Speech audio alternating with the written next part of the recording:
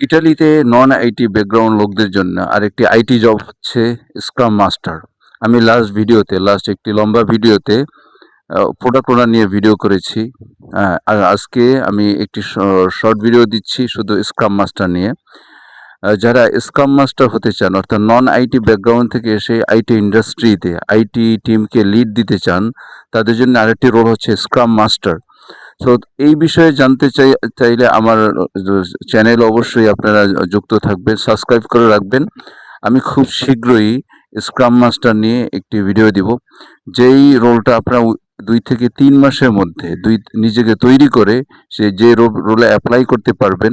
শুধু প্রয়োজন হচ্ছে আপনার ইচ্ছা, সদিচ্ছা, একটি ব্যাচেলর ডিগ্রি অথবা অনার্স ডিগ্রি, আর হচ্ছে ইটালি ল্যাঙ্গুয়েজ নিয়ে যদি আপনি মিড লেভেল পর্যন্ত জানেন তাহলেই যথেষ্ট।